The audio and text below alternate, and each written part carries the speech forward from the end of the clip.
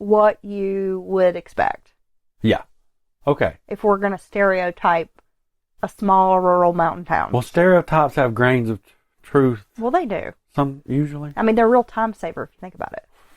Oh, hey. Hot take. It is a hot take. Damn. Don't at me. Or you can. I'll just make fun of you. And let's pause for a moment to talk about Mountain Murder sponsor Peachy Clean WNC. Peachy Clean offers wonderful cleaning services for your home, office, or vacation rental property. From maintenance to deep cleaning, Peachy Clean delivers.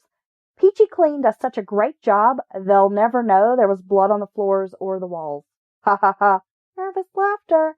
But really, she does a fantastic job, and what I love about Peachy Clean is the care and attention.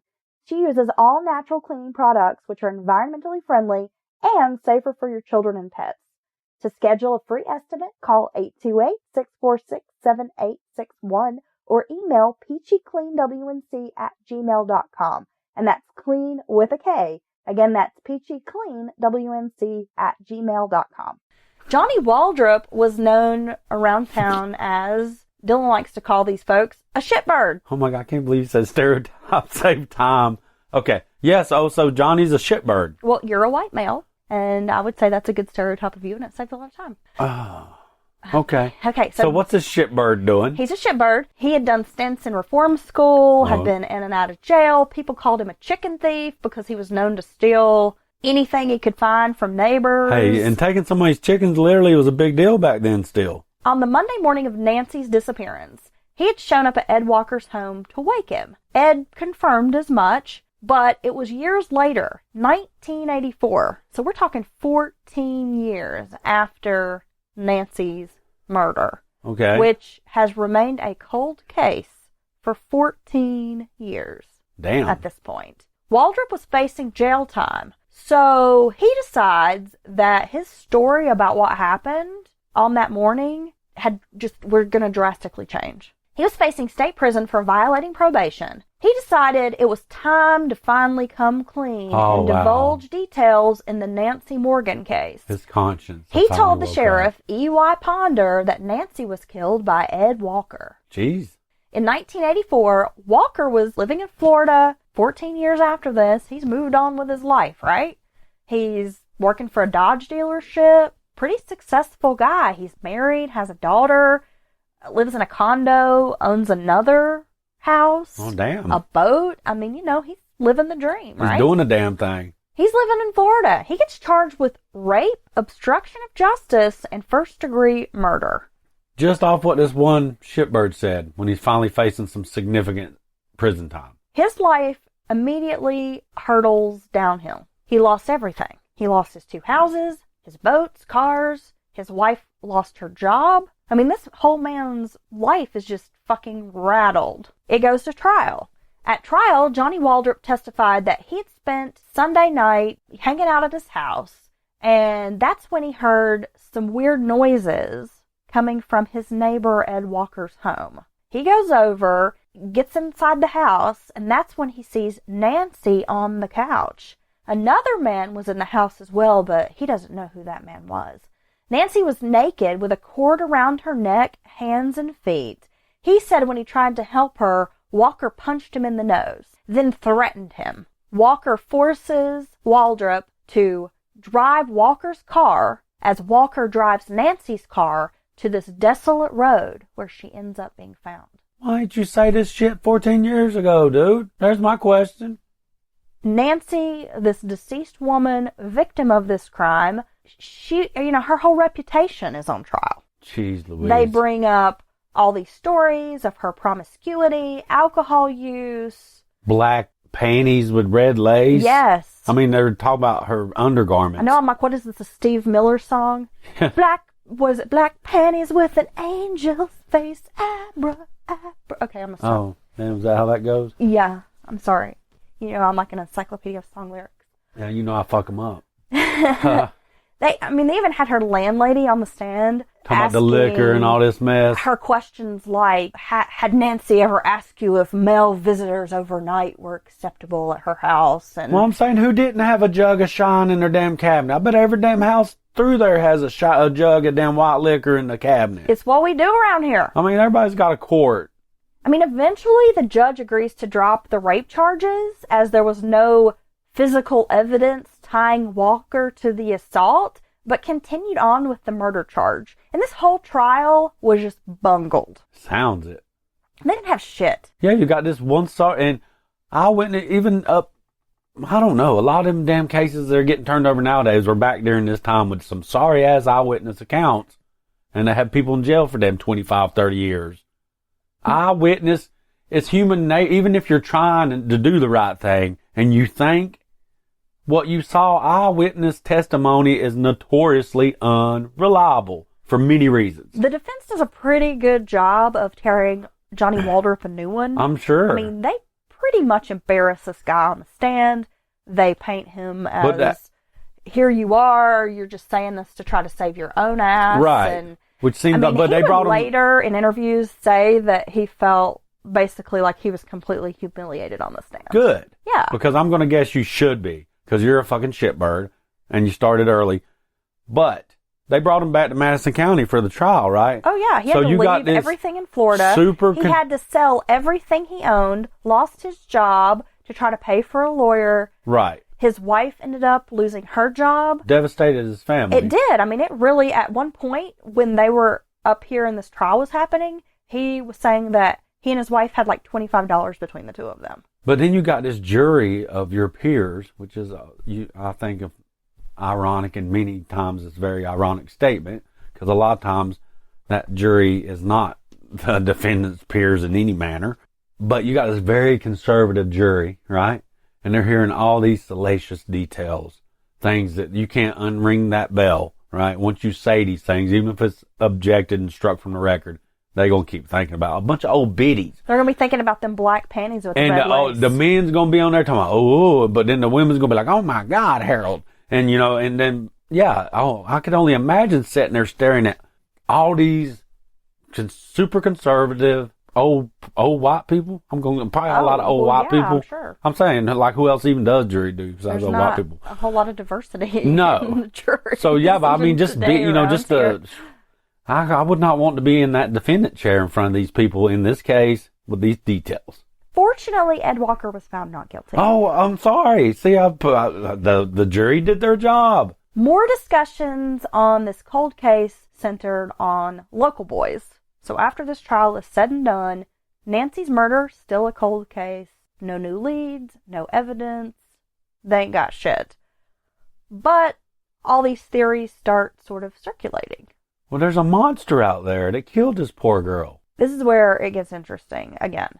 Richard Johnson, who happened to be the son of the Hot Springs police chief at the time of Nancy's murder, had a bad reputation for being rowdy, a firebug. Uh-oh. He liked to set fires, and all around, as Dylan would say, a shitbird. Oh, God.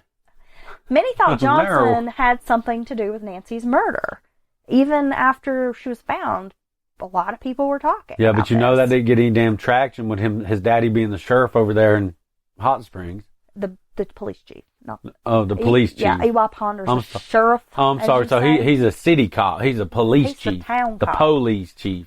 Johnson was widely suspected of sexually assaulting single women who lived alone in the area. I mean, there's a lot of talk about this guy being a rapist. Well, here's your guy. He would break in women's homes if they lived alone, rape them if men were out of town. What the hell? He would rape their wives, and the wives were too embarrassed or afraid to come forward, knowing they probably wouldn't be taken seriously. Yeah, but that gets around in the back, behind closed doors. Those kinds of things get around. Because of Chief Johnson's relationship with E.Y. Ponder, Richard Johnson avoided prison, was never charged for any of these crimes, even though it was kind of just known that these were the things he was doing. In the late 1960s, Johnson and his buddies kidnapped 2 women and a boy. They took the boy down to the river, cut his hair, and were dunking him underwater. My God. They raped the woman and the sister, because there's a woman and her sister, raped the woman and her sister. Sheriff Roberts had the men charged, E.Y. Ponder, but he went ahead and moved the trial to another county where those charges just disappear. Okay. Johnson married a woman named Brenda Church, who was only 16. Okay, now here's where things are interesting. Richard Johnson is the guy I was writing. He's in prison, and we'll get to why here in a second. He's the guy I was writing. You was writing this dude? Yeah. That did all this stuff? Yeah. What the fuck? And so we exchanged multiple letters. I was trying to get him to talk to me about the Nancy Morgan case. Yeah.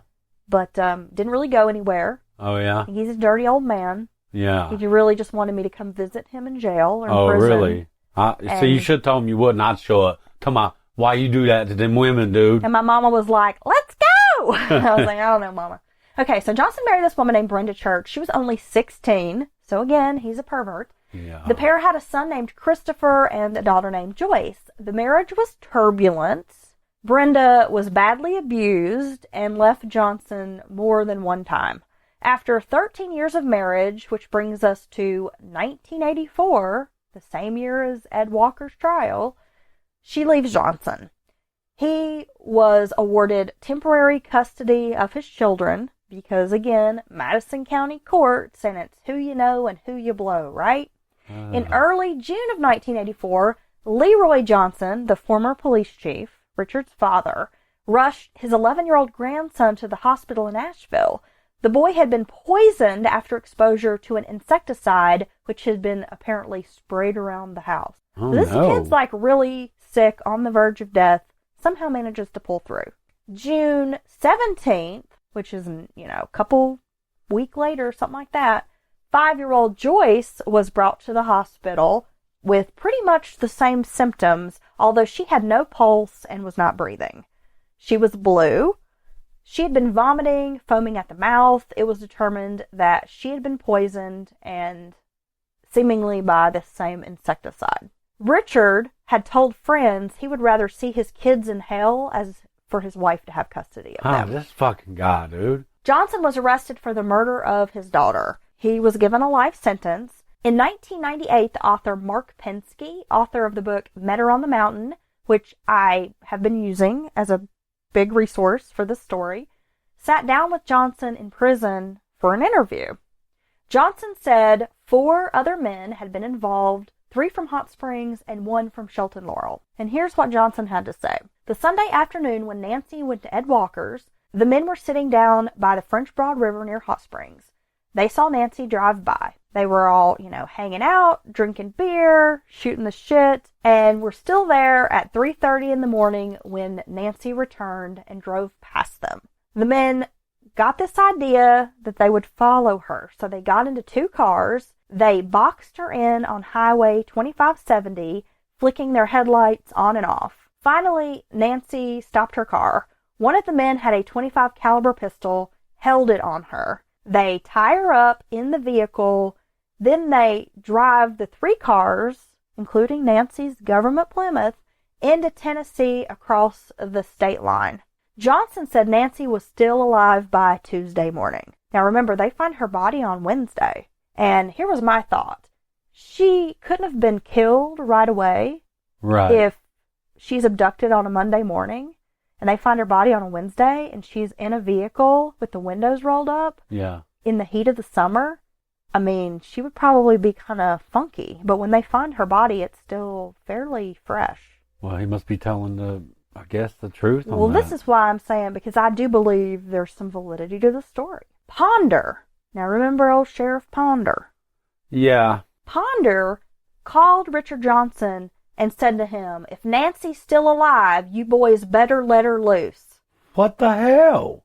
Yeah. Tuesday night, the men brought her back to North Carolina. Johnson said she was abused in every way imaginable. He didn't give many details on how she died. He said they drove her car into the woods about 1:30 a.m. on Wednesday morning. He admitted that Ed Walker did not kill Nancy Morgan. Johnson claimed that E.Y. Ponder knew what had happened to Morgan within a few hours of her disappearance. He claimed to have raped a number of women in Madison County, including hikers along the Appalachian Trail. Oh my God, he's a monster. So Pensky, this author, basically gets this confession from Johnson. He passes this on to the State Bureau of Investigation. All Capote style and shit. The SBI chose not to pursue Johnson as the killer, believing he was a psychotic who